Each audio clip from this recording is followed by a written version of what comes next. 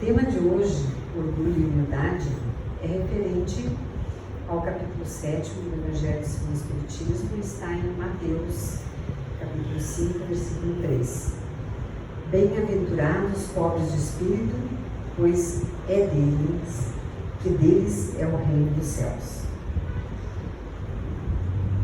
No tema de hoje, então, nós precisamos entender primeiramente o que Jesus quis dizer por pobres de espírito.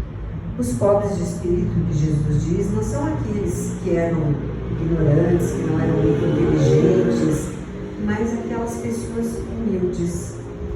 Tanto que diz ser destes, o reino dos céus, e não para os orgulhosos. Os homens de saber de espírito, no entender do mundo, formam geralmente tão alto conceito de si próprios e da sua superioridade que consideram as coisas divinas como indignas de lhes merecer atenção, concentrando sobre si mesmos os seus olhares. Eles não podem elevar os olhos a Deus, porque estão tão concentrados em si que não elevam esse olhar até Deus.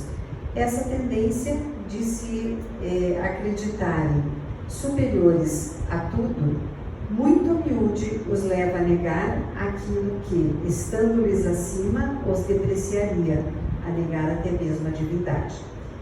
E nos dias de hoje, nós encontramos essa realidade muito próxima da gente.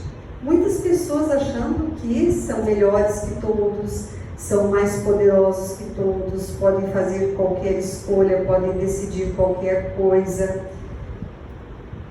Então, nós estamos no mundo do eu sou, eu tenho, eu posso. Eu sou mais, melhor, eu sou maior que todos. Eu tenho tudo, eu tenho dinheiro, eu tenho posses, eu tenho poder. E eu posso, eu posso fazer o que eu quiser, que as pessoas não me atingem. Quando a gente tem essa situação, nós vemos que fica impossível aceitar a Deus. Como é que a gente vai aceitar a Deus se eu sou, eu tenho, eu posso? Eu sou melhor que tudo. Dizendo que o reino dos céus é dos simples, quis Jesus significar que a ninguém é concedida entrada nesse reino sem a simplicidade de coração e a humildade de espírito. Que o ignorante, possuidor destas qualidades, será preferido ao sábio, que mais crê em si do que em Deus. Em todas as circunstâncias, Jesus põe a humildade na categoria das virtudes que aproximam de Deus e o orgulho entre os vícios que deles afastam a criatura. E isso por uma razão muito natural. Há de ser a humildade um ato de submissão a Deus, ao passo que o orgulho é a revolta contra ele. Mas vale, pois, que o homem, para a felicidade do seu futuro, seja pobre no espírito, conforme entende o mundo, e rico em qualidades morais. Temos aqui uma fala do Mário Sérgio Cortella, que diz assim: uma pessoa humilde é aquela que não diminui o outro para crescer. Olha que frase linda, Ser humilde não é eu ser capacho de ninguém, não é eu ser uma pessoa insignificante, mas é eu não precisar diminuir o outro para ser mais. Por essa ocasião, os discípulos se aproximaram de Jesus, está no Evangelho, Por essa ocasião, os discípulos se aproximaram de Jesus e lhe perguntaram: quem é o maior no reino dos céus? Jesus, chamando assim um menino, o colocou no meio deles e respondeu: digo-vos em verdade, que se não vos converterdes e tornardes quais crianças, não entrareis no reino dos céus. Aquele, portanto, que se humilhar e se tornar pequeno como esta criança, será o maior no reino dos céus. E aquele que recebe em meu nome a uma criança, tal como acabo de dizer, é a mim mesmo que recebe. Isso encontra-se em Mateus, capítulo 18, versículos de 1 a 5. Então aqui, nós temos que pensar que a lição da humildade que Jesus nos traz é a simplicidade. É nós olharmos para os outros como irmãos. É a gente se reconhecer e nós todos trabalharmos para que esse mundo seja melhor. Mas o orgulho é um empecilho enorme para isso.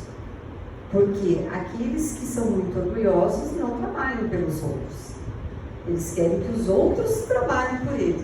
Porque eles são melhores, eles são maiores, eles são mais poderosos. Por que eles trabalhariam para melhorar esse mundo? Eles só precisam receber, eles não precisam dar.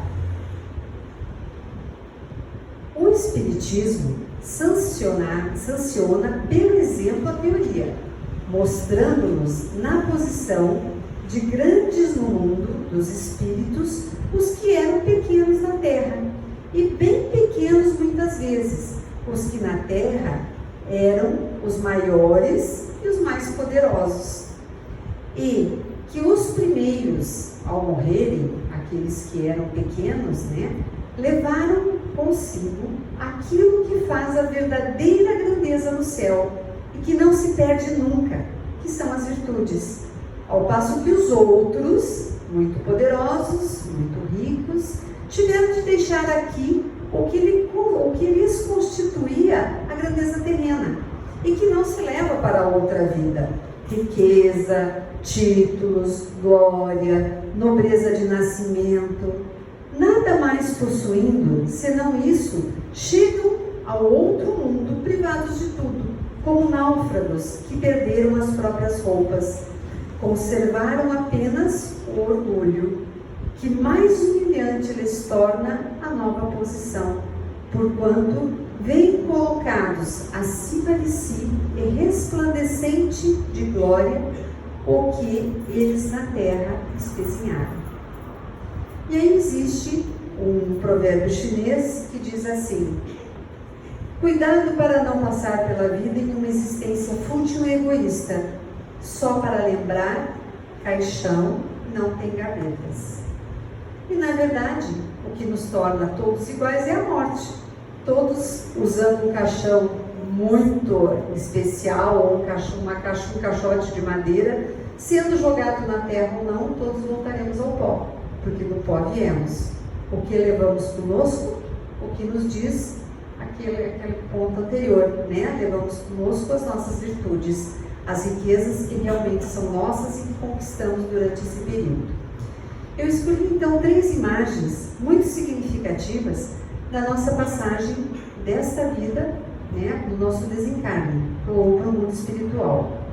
A primeira é a transformação, e ali estão as nossas borboletas saindo do casulo. Quando deixamos o nosso corpo físico, somos como borboletas, podemos voar livremente, no mundo espiritual, se assim nos for concedido. Mas nós temos o status de permanência. Olhem lá aquele brotinho, aquela sementinha que foi plantada.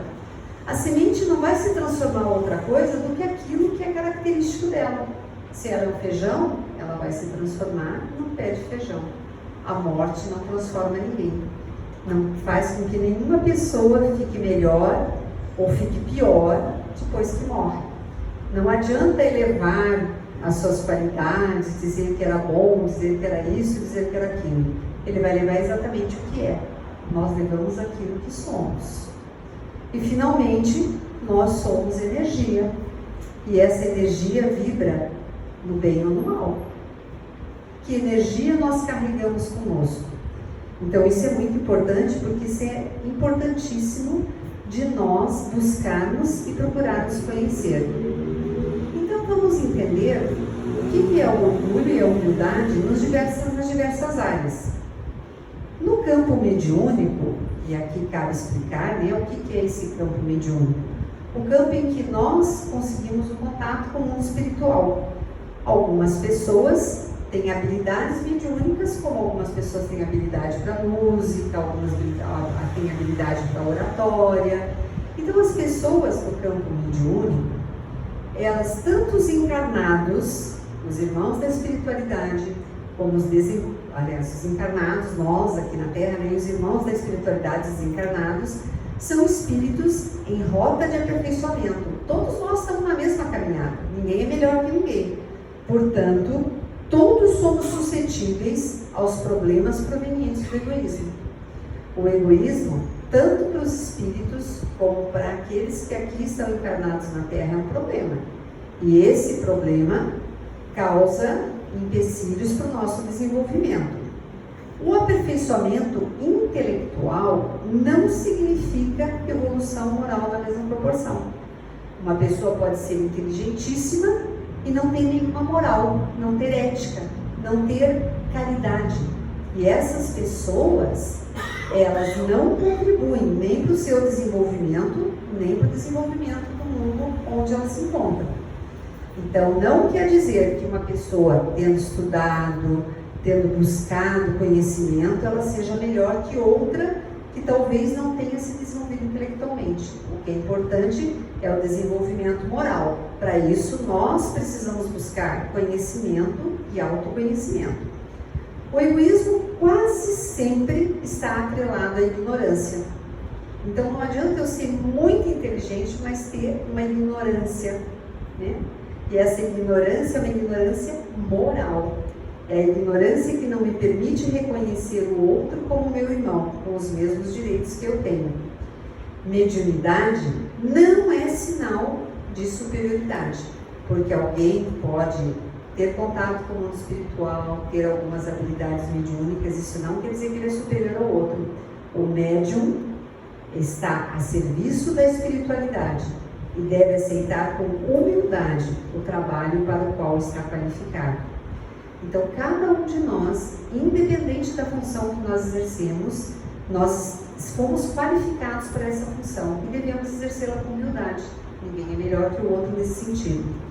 Na casa espírita, a palavra essencial é a fraternidade. O sentimento que nos eleva é a humildade. A recompensa é o acolhimento amoroso que criamos entre nós. Na família, nós podemos observar que o comprometimento de todos cria um espaço seguro e próspero para o desenvolvimento espiritual e material.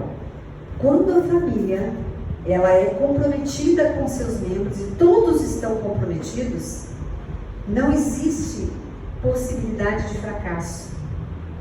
Nós estamos num processo de desenvolvimento e de progresso.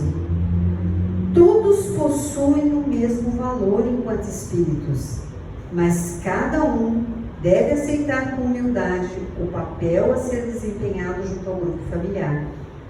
Um está no papel de pai, outro está no papel de mãe, outro está no papel de avó, de tia, de irmão, de filho, de neto.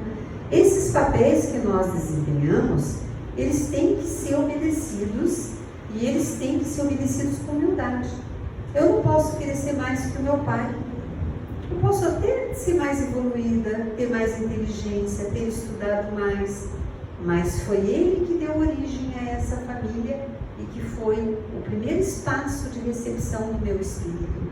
Então, entre nós deve haver um respeito, e esse respeito favorece a evolução espiritual de todos, de cada um dentro do grupo. Se não existisse respeito, porque nós somos diferentes, nós trazemos histórias diferentes, trajetórias diferentes. Se nós entre nós não nos ajustarmos, não respeitarmos que somos diferentes e que a história de cada um é uma história complementar a essa da família, nós não conseguiremos ver essa evolução espiritual acontecer com muita rapidez. A educação moral é compromisso assumido no processo reencarnatório. Cada família que recebe um espírito tem um compromisso assumido, e esse compromisso é de orientar esse espírito que vem no caminho do bem, no processo de evolução. O amor ao próximo e a caridade são aprendidos e ensinados pelo exemplo. Não tem como eu ensinar um filho a ser bom se eu não for bom. Não tem como eu ensinar a respeitar o outro se eu não respeito.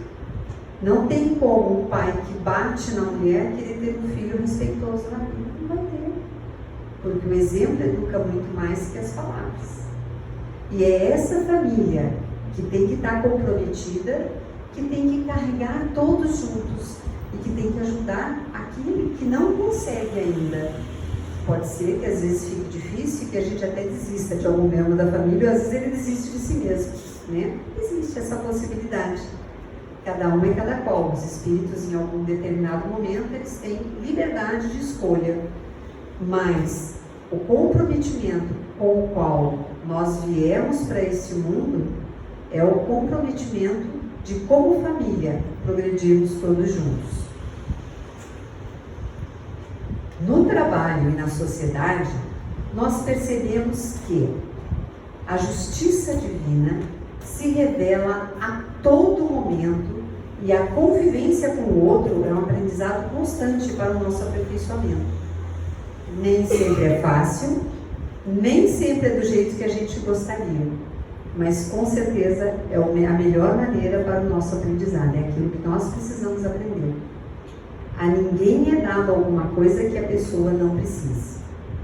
O egoísmo das pessoas tem papel educador e através deles entendemos que o mundo só será melhor com a mudança de cada um.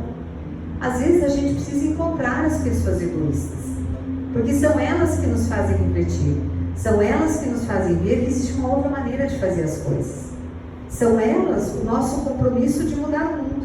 Porque quando uma pessoa é muito egoísta e ela atrapalha, ela incomoda, ela impede os outros de progredirem, a gente tem que trabalhar com mais força para que o mundo seja melhor. Para que esse mundo onde a gente seja um mundo de paz, um mundo de amor, um mundo de mais qualidade. Não para mim, para todos. Porque se eu sou feliz, mas os outros são infelizes, meu mundo vai ser perfeito. Agora, se eu consigo dar a mão e ajudar que as pessoas à minha volta sejam felizes, o meu mundo vai ser melhor. Maior que as conquistas materiais, ao aprender as leis do amor, as conquistas espirituais nunca poderão ser retiradas de nós e nos impedirão de retroceder. No mundo material, qualquer coisa a gente perde. Hoje nós temos, amanhã não temos. A gente pode ser roubado, a gente pode passar um furacão por aqui, destruir tudo aquilo que a gente construiu a vida inteira. Quantos exemplos nós tivemos, né, de questões da natureza, de acidentes ou de coisas muito graves que aconteceram, como tsunamis, terremotos, enchentes, e a pessoa passou a vida inteira construindo aquela casinha, colocando as coisas dentro de casa, e de repente a natureza levou tudo embora. E a gente pensa assim, nossa, tudo que eu fiz a vida inteira foi embora, porque nada disso nos pertence. Nada disso a gente leva, nada disso a gente carrega. Ninguém consegue carregar a sua casa nas costas, a não ser o caracol, né? E quando a gente deixa a nossa casa, a gente não sabe se vai encontrá-la de volta quando voltar. Mas tudo aquilo que a gente aprendeu, tudo aquilo que a gente construiu dentro da gente nunca será tirado. Então, cada dia que eu amanheço e que eu rogo a Deus para ser melhor, e eu consigo terminar o meu dia vencendo uma dificuldade, isso é o meu presente, isso é a minha dádiva, essa é a virtude que eu vou carregar comigo, e isso impede que eu dê um passo para trás, porque ninguém volta, a gente sempre vai para frente. Isso é o que vai construir o degrau para que o meu espírito se eleve um pouquinho mais.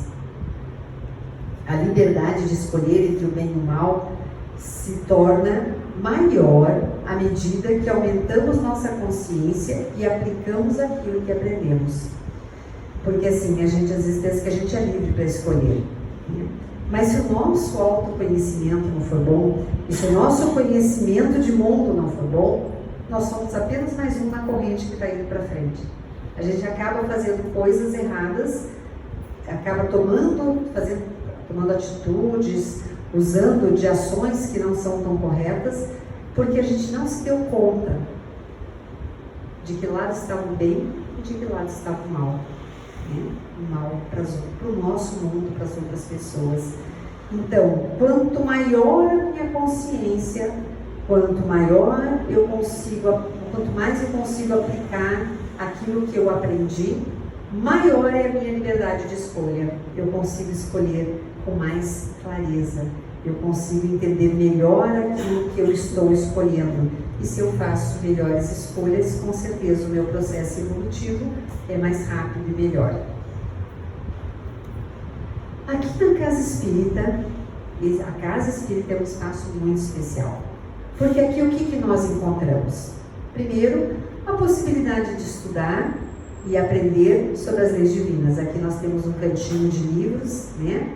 E até alguém falou assim que a gente devia sugerir que quando as pessoas chegassem ao centro, mesmo que não levem, peguem um livro para ler até a hora da palestra, para que a gente vá entrando, né, nesse clima e que a gente vai educando o nosso espírito para o aprendizado que vem depois.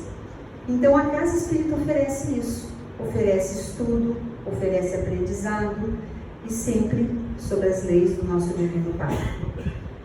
Aqui nós temos também amigos espirituais, porque aqueles que estão aqui vieram com a incumbência de ajudar os outros. E como amigos espirituais estão dispostos a acolher e caminhar com aqueles que aqui adentrarem. Então juntos nós fazemos a nossa caminhada, do jeito que for possível, do jeito que for permitido, do jeito que for desejado por quem aqui vem. É um local para buscar o autoconhecimento. Cada vez que nós adentramos a Casa Espírita, nós temos N maneiras de aprender e de melhorar o nosso autoconhecimento. É um espaço para treinar o bom combate. Que combate é esse? Né? Superar o egoísmo e praticar a caridade. Bons momentos para lembrar que a humildade abre portas e fortalece o vínculo que queremos preservar. Então, a cada momento aqui dentro, através dos estudos, das palestras, das reflexões, a gente se lembra que nós somos iguais a todos. Ninguém aqui é melhor que ninguém. Aqui ninguém tem grau, né? Aqui ninguém é o chefe. Aqui nós somos todos irmãos da mesma causa, da causa evolutiva do Espírito. E aqui é uma casa que pertence a todos que desejam melhorar, onde não cabe milindres. Gosto mais daquilo do que diz, eu queria fazer, mas não deixaram. Não tem milindres. É uma casa de todos. Não tem autoritarismo.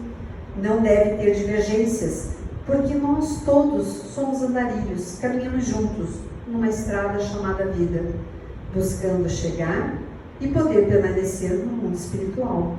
A nossa meta é a gente ir ao mundo espiritual, não precisar voltar para os espaços de expiação, né?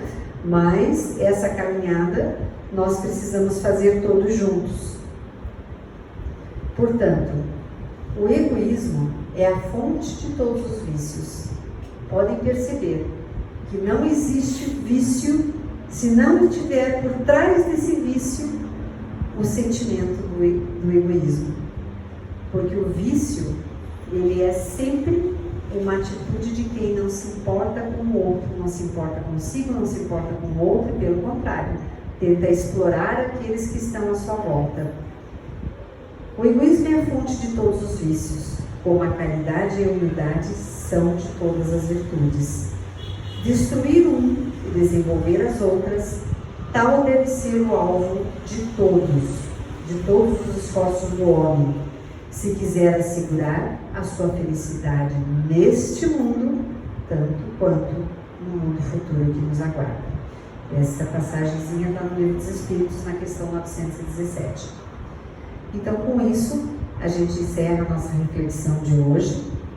Eu espero que a gente possa levar para as nossas vidas essa batalha muito importante de nos tornarmos cada vez mais humildes para podermos entrar nos reinos do céu e também de combater o egoísmo, porque o egoísmo é como uma praga daninha, né? A gente mal faz uma coisa, a gente se descuida um pouquinho e a gente faz uma escolha que não deveria ter feito, ou uma escolha que pode prejudicar aqueles que estão à nossa volta. Então precisamos ser cuidadosos, precisamos rezar bastante, pedir ajuda no mundo espiritual, mas também buscar melhorar aquilo que somos. E esse trabalho é um trabalho individual, cada espírito precisa fazer por si mesmo. Precisa estudar, precisa se autoconhecer e precisa melhorar o seu contato com o nosso Divino Pai, que está aqui por todos nós. Muito obrigada.